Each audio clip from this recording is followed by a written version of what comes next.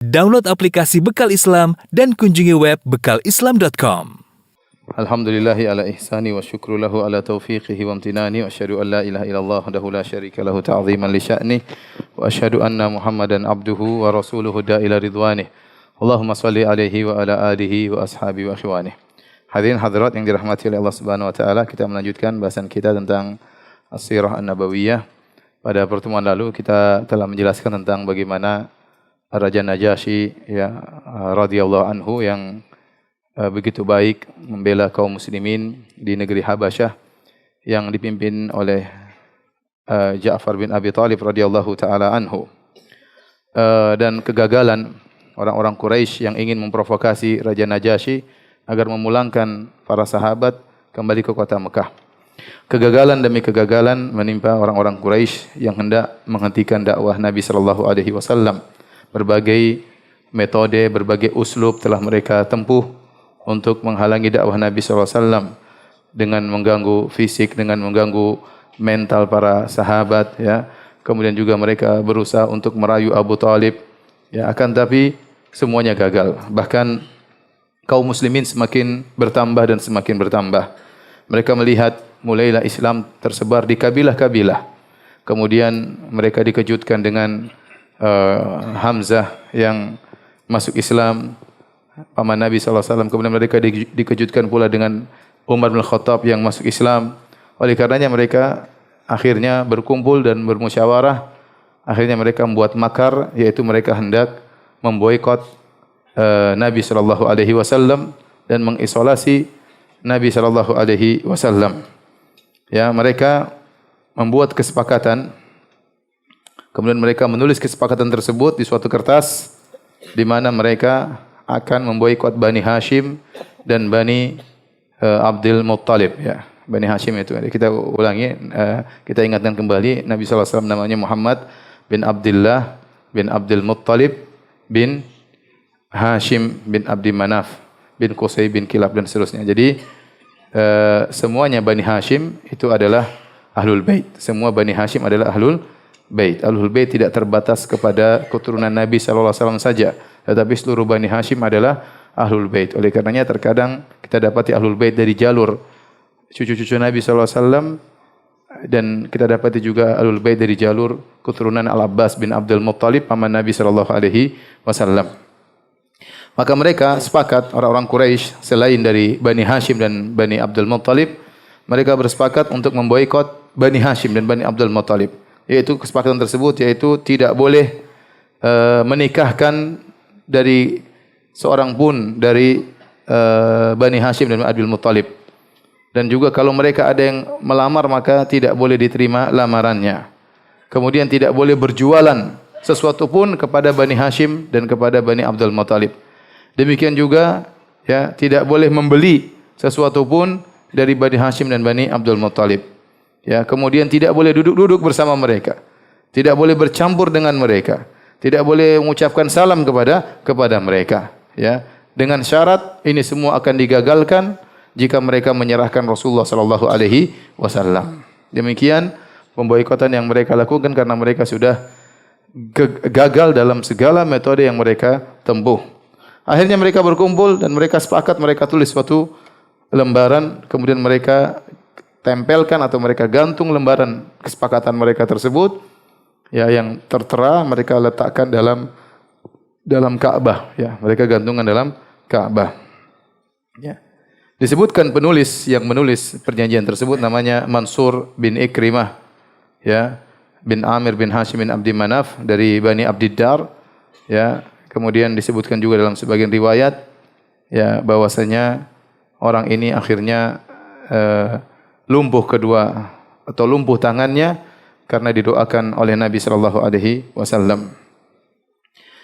Tatkala Abu Thalib, paman Nabi, melihat orang-orang Quraisy sudah bersatu padu untuk mencelakakan ponakannya Muhammad sallallahu alaihi wasallam, maka dia pun berkeliling kepada Bani Hashim, kepada Bani Abdul Muttalib. Kemudian dia menyuruh agar Bani Hashim dan Abdul Muttalib bersatu padu untuk membela Muhammad sallallahu alaihi wasallam. Ya. Dan mereka semua sepakat karena mereka dan kesepakatan tersebut baik Bani Hashim yang sudah Islam maupun yang masih kafir. Yang masih kafir ikut membela karena hamiyah, yaitu karena membela kesukuan. Ini Muhammad dari suku kita. Bagaimana kabilah-kabilah yang lain ingin membunuh Muhammad? Bagaimana kabilah-kabilah yang lain ingin merendahkan Muhammad? Maka karena fanatik kesukuan, akhirnya seluruh Bani Hashim dan seluruh Bani Abdul Muttalib membela Muhammad sallallahu alaihi wasallam. Seluruhnya karena fanatik terhadap suku. Kecuali satu yang tidak membela Muhammad, yaitu siapa? Abu Lahab. Abu Lahab juga paman Nabi dari Banu Abdul Muttalib.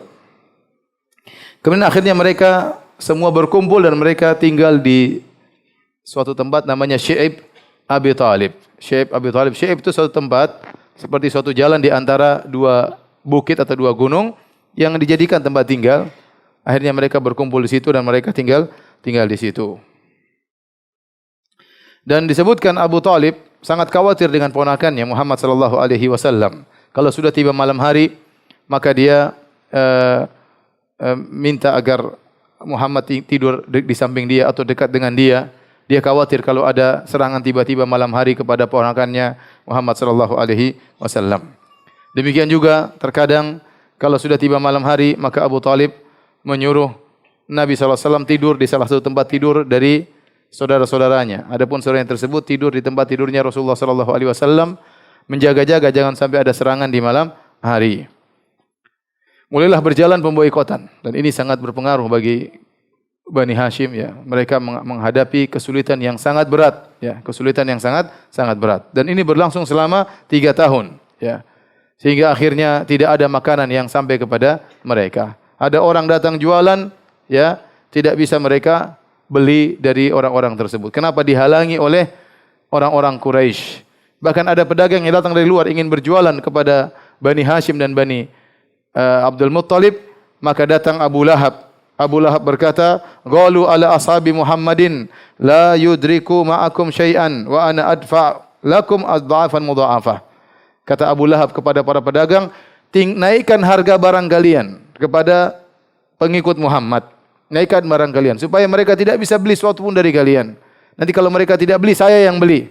Saya akan beri keuntungan bagi kalian, keuntungan yang berlipat ganda. Akhirnya sebagian dari Bani Hashim dan Bani Abdul Muttalib tatkala ingin beli barang, ternyata mereka dapati harga barang terlalu mahal. Sehingga mereka tidak mampu untuk beli barang-barang tersebut, tidak mau beli makanan, akhirnya mereka pulang bertemu dengan anak-anak mereka dan keluarga mereka, sementara anak-anak mereka yatadagaun, yaitu menangis karena kelaparan. Tidak ada suatu pun yang bisa mereka berikan kepada anak-anak mereka. Karena para pedagang telah diblok oleh siapa? Abu Lahab. Sampai terdengar tangisan anak-anak di balik Syi'ab, di balik bukit terdengar tangisan-tangisan anak-anak dari Bani Hashim dan anak-anak dari Bani Abdul Muttalib. Akhirnya mereka terpaksa makan daun-daun pohon dan juga mereka terpaksa makan kulit-kulit ya. Mereka makan, kulit dikeringkan, mereka makan. Sampai di antara mereka akhirnya ada yang meninggal tidak kuat berhadapan dengan kondisi demikian. Abu Nuaim dalam Hilyah ya, meriwayatkan dari Sa'ad bin Abi Waqqas radhiyallahu anhu. Beliau berkata, "Kharajtu minal lail abul." Ya. Suatu hari aku keluar, dia bersama dalam Syi'ib, terkepung terisolir dalam Syi'ib tersebut, tempat tersebut, maka suatu hari dia keluar. Dia hendak buang air kecil. Wa idza ana asma'u biqaqatin tahta bauli. Waktu saya kencing, tiba-tiba saya dengar air kencing saya mengenai sesuatu berbunyi tak tak tak. Fa idza qit'atu jildin ba'ir. Ternyata saya mengencingi tulang kulit onta. Fa akhadhtuha. Ini rupanya makanan.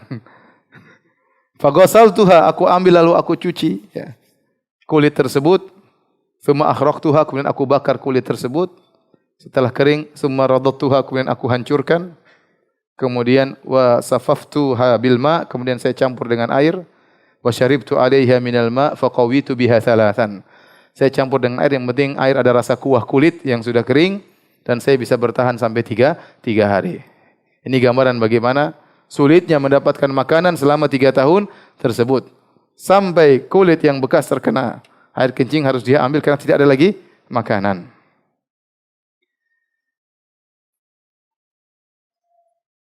Hal ini ya menyenangkan orang-orang Quraisy tatkala mereka tahu bahwasanya ya tidak ada yang bisa beri bantuan kepada Bani Hashim dan Bani Abdul Muttalib yang terisolir dalam Syi'ab tersebut. Kalau ada yang ingin memberi bantuan, maka akan beri bantuan dengan diam-diam. Ada dari orang-orang Quraisy yang tidak tega. Mereka kafir, tapi mereka tidak tega. Masa Muhammad ini kan kerabat kita. Dia dari Bani Hashim, Quraisy, ya. Bagaimana kita tega membiarkan kerabat kita seperti tidak makan, tidak minum, kesulitan, kehausan, kelaparan, anak-anaknya menangis, banyak yang meninggal.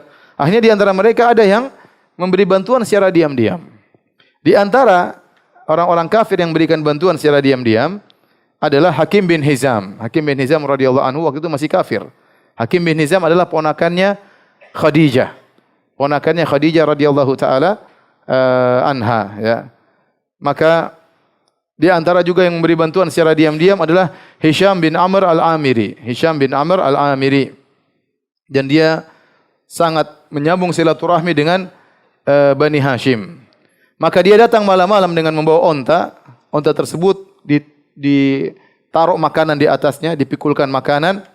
Kemudian dia pukul onta tersebut sambil diarahkan menuju ke Syi'ab tadi, yaitu jalan di antara tempat tinggalnya Bani Hashim dan Bani Abdul Muttalib.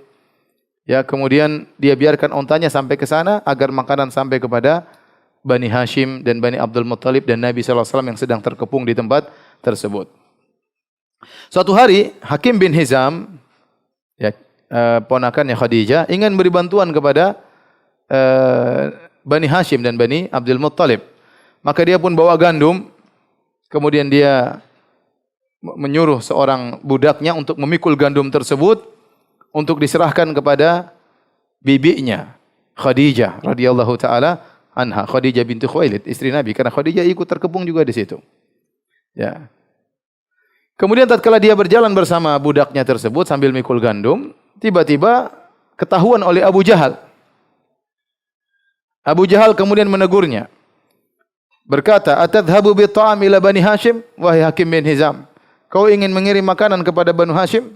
Fa wallahi la tabrahu anta wa ta'amuka hatta afdhahaka bi Makkah. Demi Allah, bayangkan Abu Jahal bersumpah demi apa? Demi Allah. Demi Allah, kau tidak akan pergi dari sini dan makananmu tidak akan sampai kepada mereka sampai aku bongkar keburukanmu ini di kota Makkah. Saya ingin bikin malu engkau. Faja'u Abul Bakhtari bin Hisham. Datang seorang lagi dari Quraisy yang baik juga, namanya Abul Bakhtari bin Hisham. Faqala ma laka wa lahu? Ada apa dengan engkau ya Abu Jahal? Apa urusanmu dengan Hakim bin Hizam? Abu Jahal berkata, "Yahmilu ta'ama ila Bani Hashim." Ini orang ingin mengirim makanan kepada Bani Hashim. Abul Bakhtari mengomentari, "Ta'amun kana li ammatihi indahu fa ba'athat ilaihi. Afatamna'u an ya'tiyaha bi ta'amiha?" Wahai Abu Jahal, ini makanan mau dia kirim ke bibinya, kau larang-larang. Ini makanan mau diberikan kepada bibinya, kau larang. Khalli sabila rajul, biarkan dia pergi. Abu Jahal enggak mau. Akhirnya ributlah antara Abu Jahal dengan Abul Bakhtari. Kemudian Abul Bakhtari ya mengambil memegang onta yang dibawa oleh budak yang diletakkan gandum di atasnya, maka dia pun pukul onta tersebut, kemudian dipukul dengan keras supaya onta tersebut kabur lari menuju ke Bani Hashim untuk bawa apa? Makanan. Waktu itu Hamzah bin Abdul Muttalib paman Nabi SAW dekat dengan mereka melihat keributan mereka. Tatkala mereka tahu ada Hamzah melihat mereka, akhirnya mereka diam, tidak jadi ribut. Khawatir nanti mereka ditertawakan oleh siapa? Hamzah. Jangan sampai kita ketahuan ribut. Ya udah, biarin aja. Meskipun demikian dalam kondisi terisolir, diboikot, Nabi SAW tetap berdakwah. Malam, siang, hari tetap berdakwah. Pergi ke Quraisy, dia berdakwah kepada mereka agar mereka masuk Islam. Ya. Namun, di antara hikmah disebut oleh para ulama, dengan kejadian ini, 3 tahun mereka diboikot, mulailah muncul orang-orang baik dari orang-orang Quraisy yang sadar bahwasanya perbuatan Abu Jahal dan kawan-kawannya perbuatan yang buruk. Mengajarkan mereka untuk memutuskan silaturahmi dengan Bani Hashim dan Bani Abdul Muttalib. Padahal Bani Hashim, Bani Abdul Muttalib adalah Quraisy yang memiliki nasab yang tinggi, bukan sembarang Quraisy, tapi Quraisy yang memiliki nasab yang tinggi. Sehingga sadar dalam diri mereka bahwa ini adalah keburukan. Di masa pemboikotan tersebut, lahirlah Habrul Ummah, ya, yang dikenal dengan orang alimnya ya kaum muslimin, umat ini yang dikenal dengan ahli tafsir, dialah Ibnu Abbas radhiyallahu taala anhuma. Jadi Ibnu Abbas lahir di tatkala masa pemboikotan tersebut. Imamnya para ahli tafsir. Dan Ibnu Abbas adalah seorang yang dikenal, ya, dia adalah sepupunya Nabi SAW, Abdullah bin Abbas. Karena Abbas bin Abdul Muttalib paman Nabi. Ibnu Abbas, anaknya Al-Abbas bin Abdul Muttalib, sepupu Nabi SAW, namun umurnya dengan Nabi sangat jauh. Ya. Dia lahir sekitar 3 tahun atau 4 tahun sebelum Nabi berhijrah. Ya. Sebelum Nabi berhijrah. Dan dia adalah seorang yang tampan, kemudian seorang yang tinggi, kemudian sangat cerdas, ya, dan termasuk orang-orang yang sempurna. Taib. Akhirnya Banu Hashim selama 3 tahun tinggal di Syi'ib Abu Talib, kemudian terboikot, ya, dan mereka merasakan penderitaan yang luar biasa. Akhirnya sebagian orang-orang Quraisy yang hatinya masih ada kasihan sama Bani Hashim. Padahal mereka orang kafir.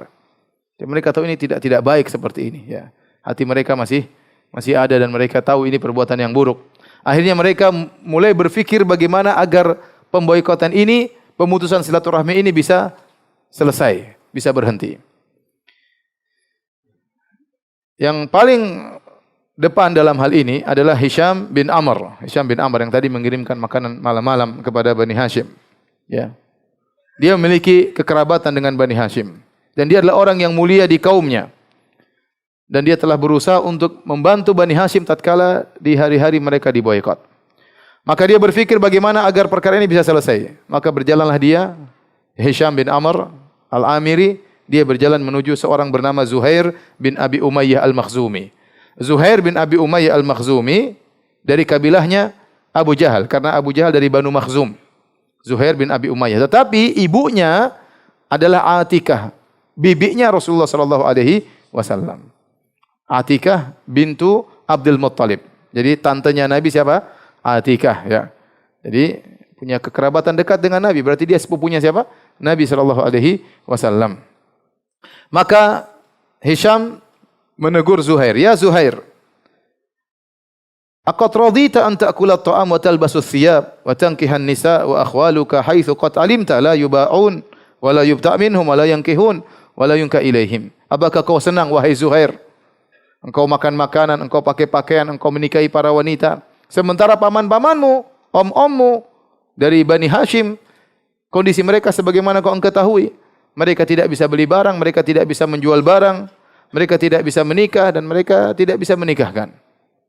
Ama inni ahlifu billah, law kanu akhwala Abil Hakam bin Hisham, thumma da'utu ila mithli ma da'aka ilahi minhum, ma ajabukum ilahi abada. Kemudian Hisham memprovokasi Zuhair. Wahai Zuhair, demi Allah saya bersumpah, seandainya kejadian ini menimpa Abu Jahal, kemudian ya engkau menyuruh Abu Jahal untuk memboikot paman-pamannya, Abu Jahal tidak akan nurut sama engkau. Masa sekarang kejadian ini terjadi pada paman-pamanmu, kau ikut memboikot paman-pamanmu, sementara kau dalam hidup enak, makan, minum, pakai pakaian, menikah, ya. Akhirnya dia berkata, "Wahai Hakum ya Hisham, madza asna?" Celaka engkau Hisham, apa yang bisa saya lakukan? Bagaimana saya bisa bantu mereka? Sementara orang Quraisy semua memboikot Bani Hashim.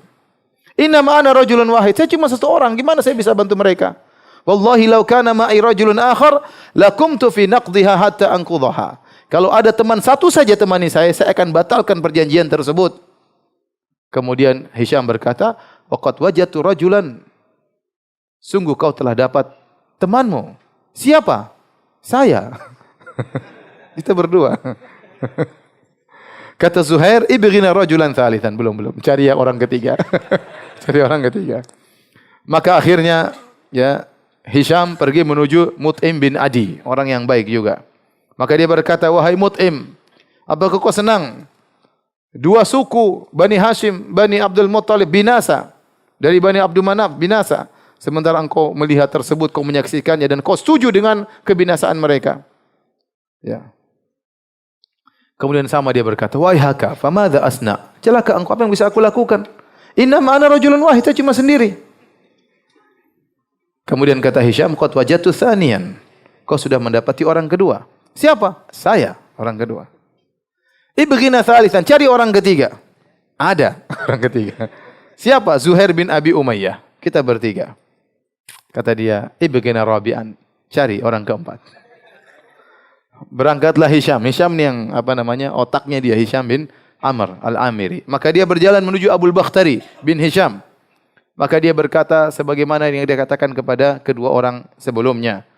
Kemudian Abul Bakhtari berkata, hal min ahadin yu'inu ala hadha? Apakah ada orang bisa bantu kita dalam urusan ini? Maka Hisham berkata, ada. Zuhair bin Abi Umayyah, Mut'im bin Adi, dan saya juga bersamamu, kita 4 orang. Kata Abul Bakhtari, ibghina khamisan, cari orang kelima. Maka Hisham pergi ke Zam'ah bin al-Aswad bin al-Muttalib. Maka dia pun menyampaikan hal ini. Dia ingatkan tentang kekerabatan, tentang Bani Hashim Quraisy, kita harus menolong mereka. Maka dia berkata, apakah ada yang bantu kita dalam urusan ini? Maka dia sebutkan, kita sudah berlima. Ya. Kita sudah berlima. Akhirnya mereka bersepakat suatu tempat namanya Al-Hujun di pinggiran kota Mekah. Kemudian mereka sudah sepakat untuk bikin provokasi besok agar perjanjian ini bisa digagalkan. Ya. Kemudian kata Zuhair, ana abda'ukum fa'akunu awwala man yatakallam. Saya yang pertama kali ngomong besok. Ya. Tatkala tiba besok hari, 5 orang ini jalan menuju Masjidil Haram. Dan kita tahu, sering saya sampaikan, Abu Jahal nongkrongnya di mana? Di Masjidil Haram. Nongkrongnya di Masjidil Haram. Kemudian Zuhair bin Abi Umayyah, dia datang dengan pakaian indah, dengan hullah pakaian. Kemudian dia tawaf di Ka'bah. Mereka ini musyrikin semua. Kita sudah sering sampaikan bahwasanya orang musyrikin mereka juga tawaf dan mereka juga apa? Haji. Maka Zuhair bin Abi Umayyah dia pun tawaf 7 putaran. Setelah itu dia balik menghadap Abu Jahal dan teman-temannya. Kemudian dia berkata, ya ahla Makkah, wahai penduduk Makkah, anakulu ta'am wa nalbasu thiyab wa Banu Hashim halka. Apakah kita makan makanan, kita pakai pakaian senang-senang sementara Banu Hashim kerabat kita binasa? La yuba'un wa la yubta' minhum. Mereka tidak bisa beli barang dan mereka tidak bisa menjual barang.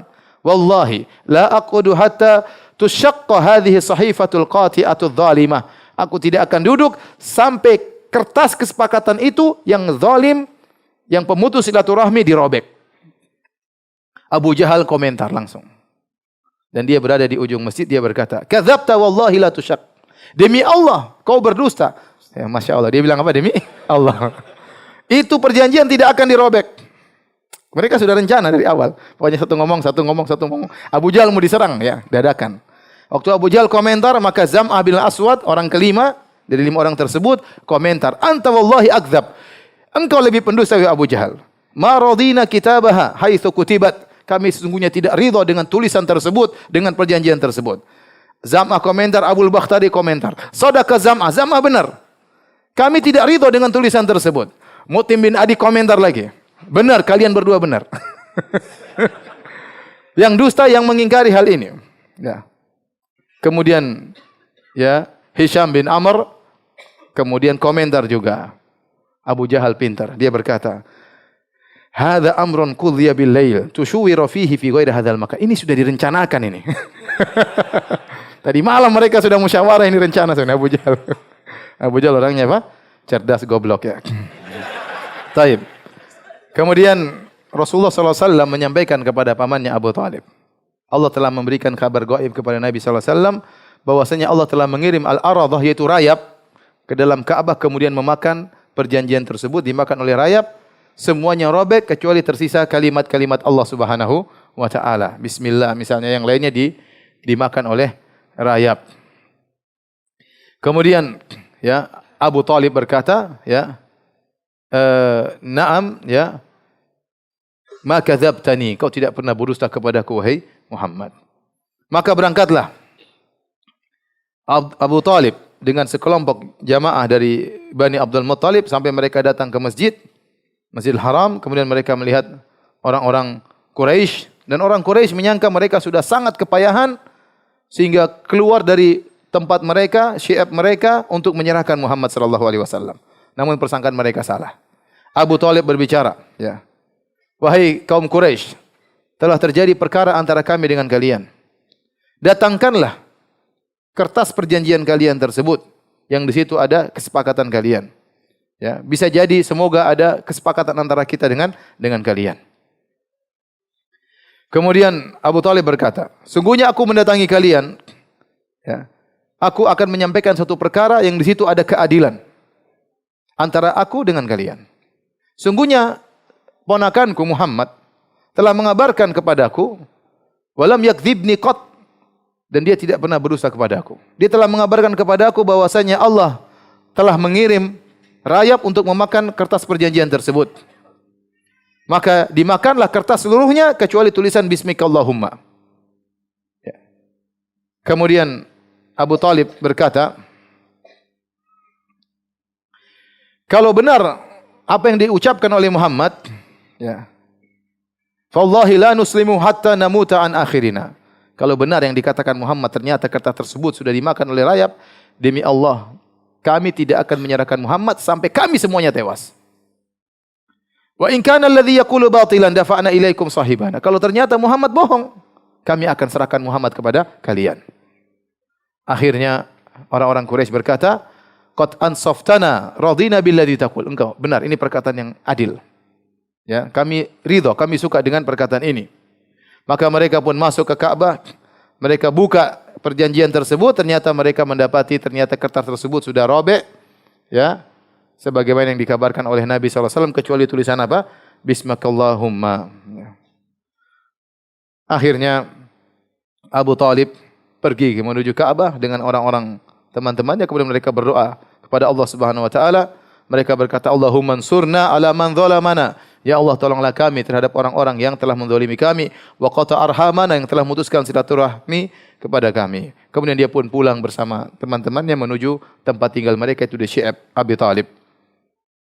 Akhirnya tatkala itu Al-Mut'im bin Adi, dia pun pergi menuju sisa kertas tersebut, kemudian dia robek-robek.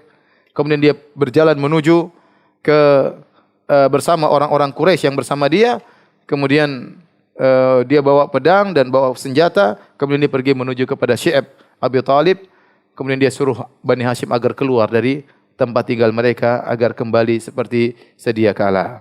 Akhirnya Bani Hashim, Bani Abdul Muttalib yang tadinya terisolir di tempat tersebut, akhirnya keluar, ya, perjanjian tersebut sudah batal, ya, hancurlah rencana Abu Jahal dan teman-temannya, dan itu terjadi pada tahun 10 kenabian. Tahun 10 kenabian, ya. Jadi Nabi di Mekah berapa tahun?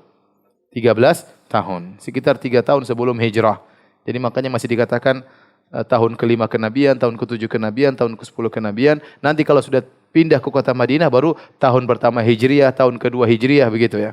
Ini masih tahun 10 kenabian, belum tahun Hijriah.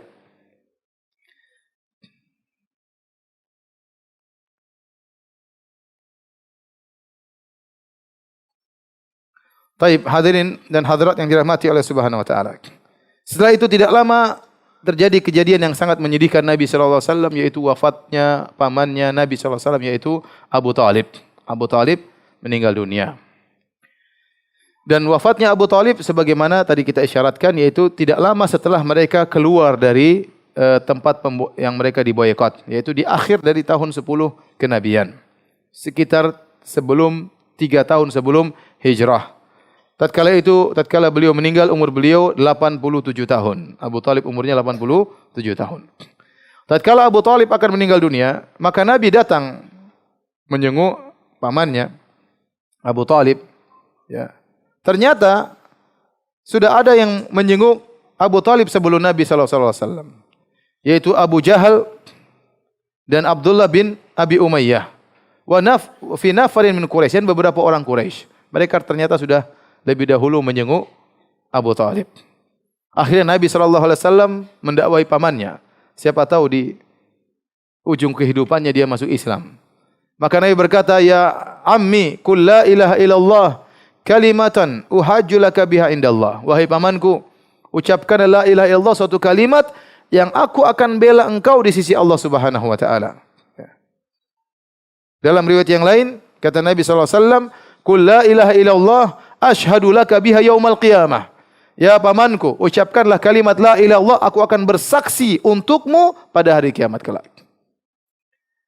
Ternyata Nabi mendakwahi, Nabi menceramahin Abu Talib, ternyata Abu Jahal juga ceramah, ya.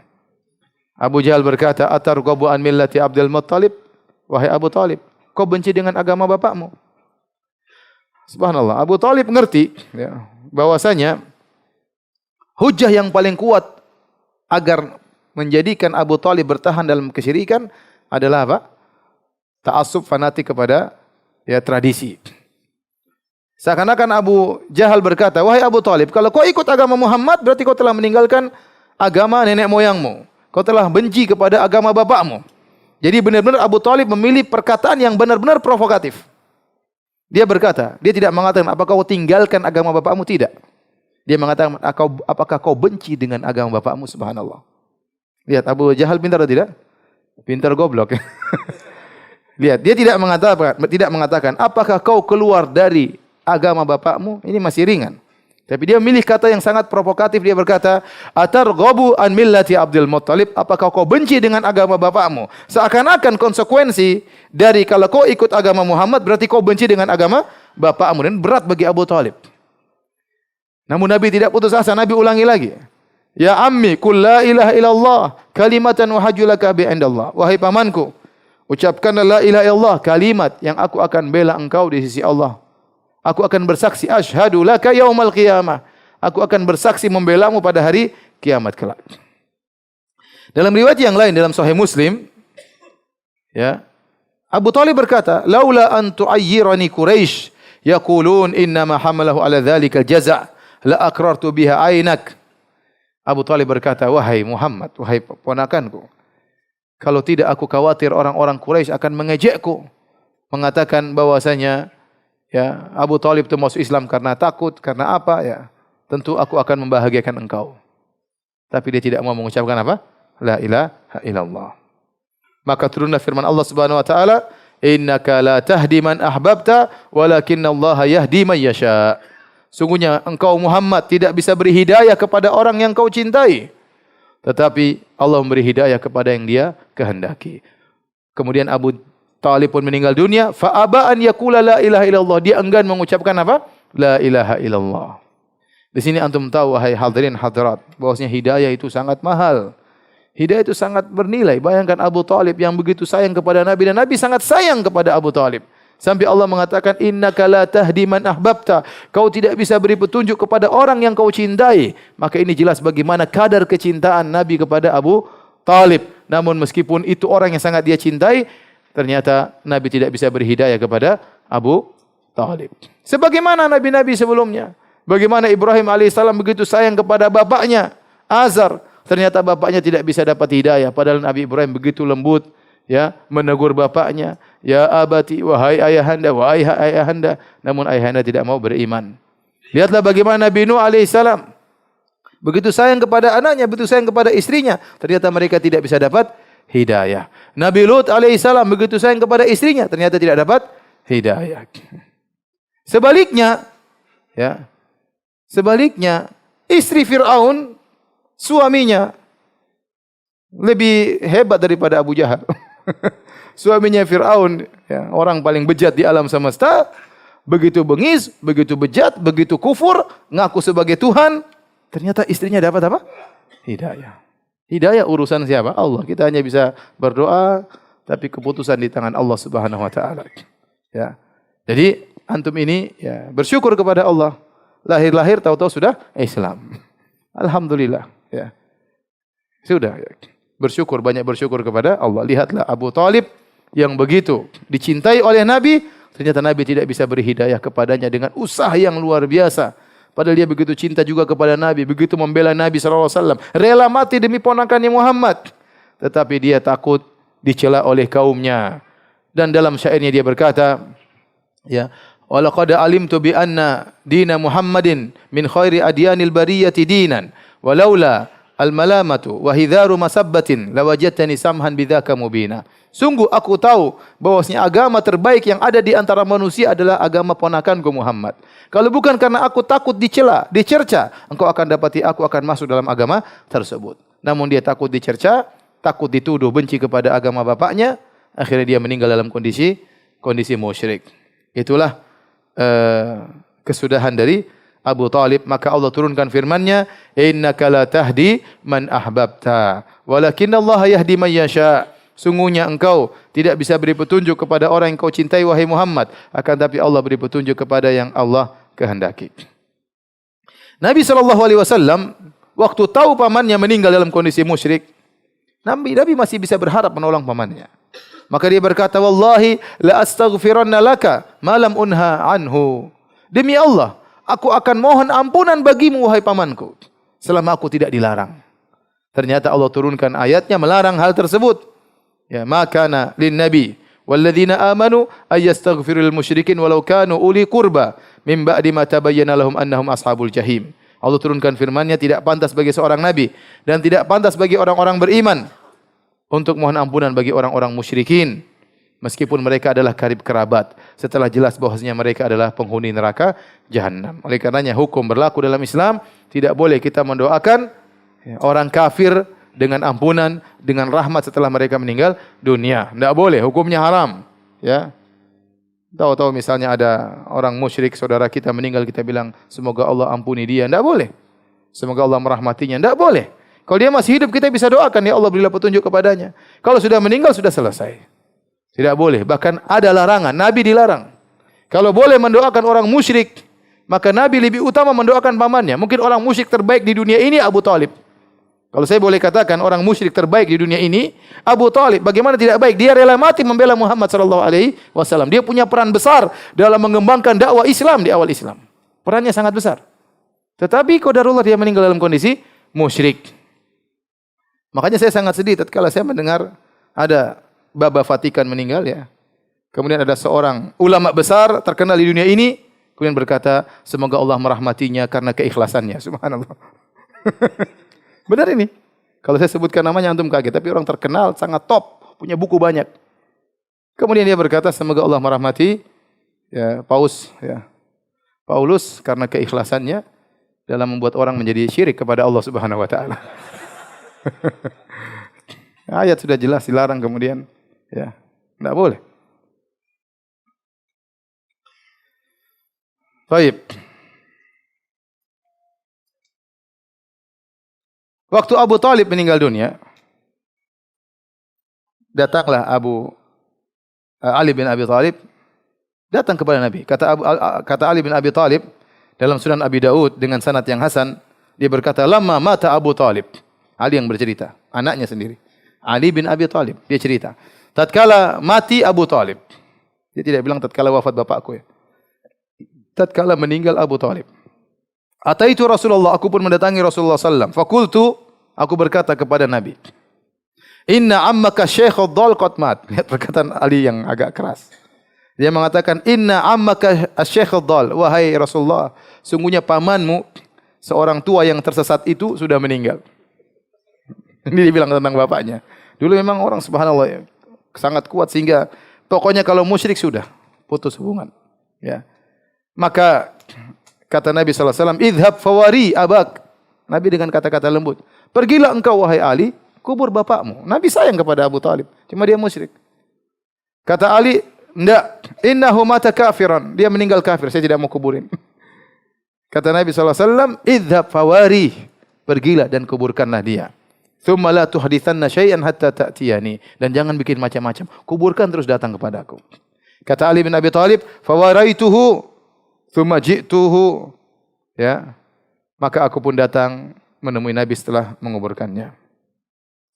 Fa amarani faktasaltu wa da'a Ali. Kemudian dimerintahkan aku untuk mandi, aku mandi, kemudian Nabi mendoakan aku.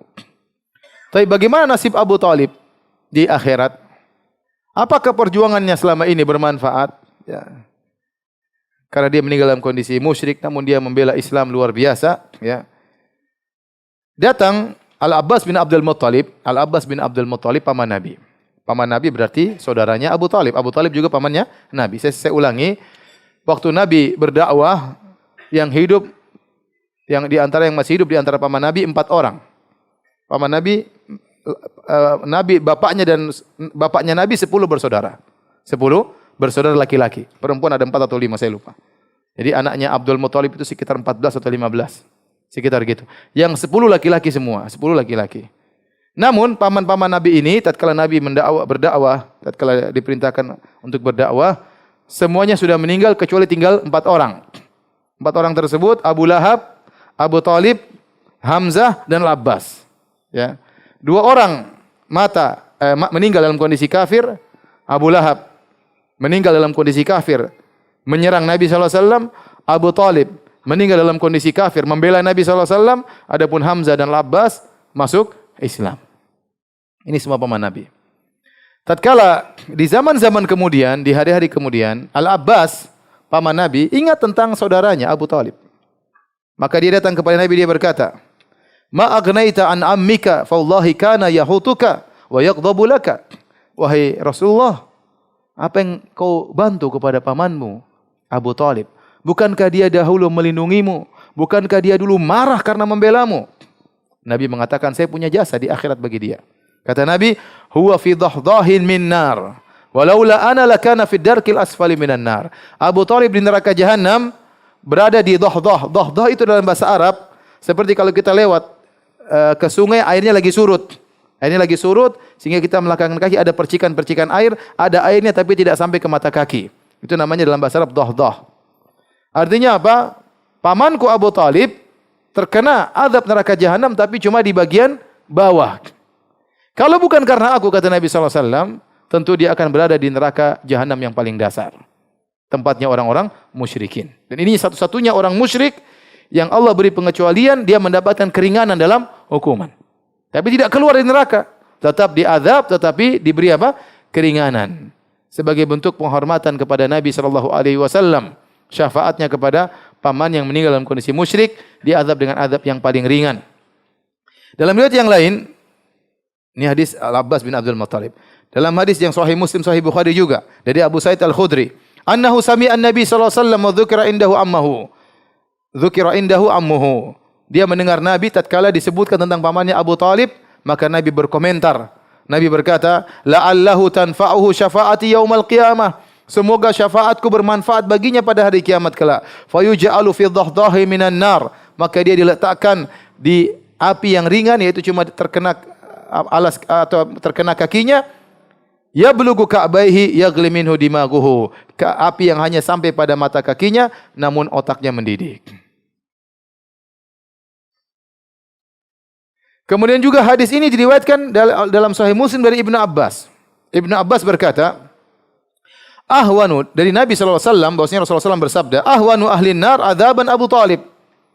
Orang yang paling ringan azabnya di neraka jahanam siapa? Abu Talib. Wa huwa munta'ilun bin na'laini yaghli minhuma dimaguhu. Dia menggunakan sendal dari neraka jahanam membuat otaknya mendidih. Dan hadis-hadis tentang diazabnya Abu Talib dalam neraka jahanam diriwayatkan oleh banyak sahabat, ya. Oleh banyak sahabat, ya. Di antaranya Al-Abbas bin Abdul Muttalib, saudara kandungnya sendiri. Di antaranya Ibnu Abbas, ponakannya sendiri. Di antaranya Abu Sa'id Al-Khudri, di antaranya Abu Hurairah. Ada banyak hadis. Karena belakangan ini muncul sebagian orang yang meragukan hal ini, ingin membuat keraguan. Kata mereka, ya, Abu Talib masa meninggal dalam kondisi musyrik, ya. Abu Talib masa membela Islam kemudian mati dalam kondisi kafir. Hadis-hadis dalam Sahih Bukhari, Sahih Muslim apa? Dhaif katanya. Gimana dhaif Sahih Bukhari, Sahih Muslim? Gimana dhaif yang meriwayatkan sahabat banyak? Ya. Ya. Bukan cuma satu sahabat, banyak sahabat yang meriwayatkan hal tersebut. Ya. Sampai orang-orang Syiah seperti At-Tabatabai dalam tafsirnya, Syiah menyatakan Abu Talib meninggal dalam kondisi apa? Islam. Dia mengatakan Abu Talib meninggal dalam kondisi Islam, bahkan surganya lebih tinggi daripada Muhajirin dan Ansar, kata dia. Kenapa? Dia tidak ingin menyatakan ada, ya, paman Nabi yang Ahlul Bait yang meninggal dalam kondisi musyrik. Dan ini tidak bisa berjalan. Taruhlah kalau memang Abu Talib itu meninggal dalam kondisi Islam, tetap saja ada Ahlul Bait yang meninggal kafir. Contohnya Abu Lahab. Jadi kaidah bahwasanya seluruh keturunan Nabi itu pasti Islam itu enggak benar. Makanya Asy-Syaukani membantah dalam tafsirnya, betapa banyak keturunan Nabi yang benar-benar saleh dan betapa banyak yang kafir. Contoh, seluruh orang Yahudi keturunan dari siapa? Nabi Yakub alaihissalam. Semua orang Yahudi keturunan siapa? Nabi Yakub. Apakah semuanya orang-orang soleh? Bajingan-bajingan sekarang mereka seluruhnya. Ya. Tidak semua keturunan Nabi kemudian pasti maksum, terjaga dari kesalahan. Contohnya antara anaknya Nabi Nuh. Nabi anaknya apa? Kafir. Atasnya juga bisa jadi kafir. Ibrahim, bapaknya apa? Kafir. Kemudian Nabi Ismail alaihissalam punya keturunan namanya kaum Quraisy. Semua kaum Quraisy keturunan Nabi siapa? Ismail. Semua Quraisy adalah keturunan Nabi Ismail. Apakah semua Quraisy baik? Abu Jahal Quraisy, ya. Abu Lahab Quraisy, dan mereka di neraka Jahannam. Jadi tidak syarat bahwasanya seorang nabi bawahnya harus maksum, atasnya harus benar juga. Tidak ada syaratnya. Akhirnya mereka mencoba untuk menakwil. Kata mereka, Ibrahim yang kafir itu bukan bapaknya, pamannya. Enggak mungkin Ibrahim dari keturunan apa? Kafir. Terus Nabi Nuh itu bukan anaknya, ponakannya. Repot kan gitu. Dan seterusnya. Kita bilang enggak, Allah punya hikmah di balik ini semua. Bagaimana pentingnya tauhid, sebesar apa kebaikan Anda, sebesar apapun jasa Anda terhadap dunia, terhadap umat, terhadap Islam, kalau Anda ternyata meninggal dalam kondisi musyrik, tidak ada nilainya di sisi Allah Subhanahu wa taala. Ya. Kata Allah, faja'alnahu haba'an manthura. Faqadimna ila ma 'amilu min amalin faja'alnahu haba'an manthura. Kami nampakkan bagi mereka pahala-pahala yang mereka lakukan dari perbuatan amal soleh mereka, lalu kami jadikan itu semua sebagai debu yang berterbangan, tidak ada nilainya. Oleh karenanya, ya, dan ini bantahan saya sering sampaikan terhadap orang-orang liberal yang mereka mengatakan tujuan agama itu yang penting adalah berakhlak mulia. Kalau Anda berakhlak mulia dengan agama apapun, Anda masuk surga. Itu syubhat yang mereka sering bilang. Mereka mengatakan agama ini hanyalah sarana agar seorang bisa berakhlak mulia. Nah, kalau ada orang berakhlak mulia dengan agama apapun, yang penting dia sudah mencapai tujuan berakhlak mulia, maka dia akan masuk surga. Ya. Dan ini tidak benar. Kita bilang tujuan agama bukan itu. Itu sekunder. Yang primernya yang sungguhnya Allah berfirman, "Wa ma khalaqtul jinna wal insa illa liya'budun." Tidaklah aku ciptakan jin dan manusia kecuali untuk menyembah siapa? Allah. Kamu diciptakan di alam semesta ini oleh Allah untuk membuktikan engkau seorang hamba. Dan bukti kau seorang hamba, kau tidak boleh beribadah kepada selain Allah. Berakhlaklah mulia kepada Tuhanmu yang telah menciptakanmu. Percuma kau berakhlak mulia dengan manusia, ternyata kau kurang ajar dan biadab terhadap Tuhan yang menciptakanmu. Bagaimana Allah yang telah menciptakan engkau, memberi rezeki kepadamu, memberi kehidupan kepadamu, memberikan anak istri kepadamu, terus kau berterima kasih menyembah kepada selain Allah Subhanahu wa taala. Ya. Ini tidak benar. Oleh karenanya, kalau dikatakan bahwasanya tujuan yang terpenting adalah akhlak mulia, kita katakan maka seharusnya Abu Talib berada di surga Firdaus. Harusnya demikian. Ya tidak? Dia orang paling berjasa kepada Islam.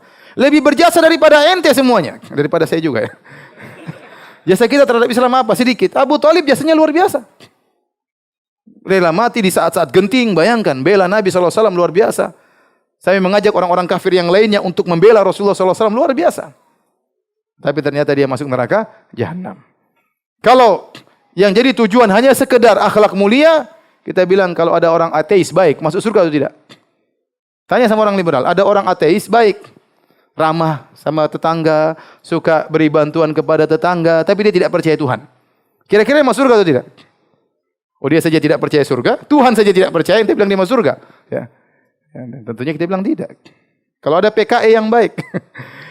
Oleh karena para hadirin Allah Subhanahu wa taala, jadi ini bantahan terhadap orang liberal, bantahan terhadap orang Syiah yang mengatakan Abu Talib meninggal dalam kondisi apa? Islam, dalam rangka untuk berlebih-lebihan terhadap membela nasab mereka dan yang lainnya. Ini tidak benar. Kita membela Rasulullah SAW tidak harus dengan demikian. Ya.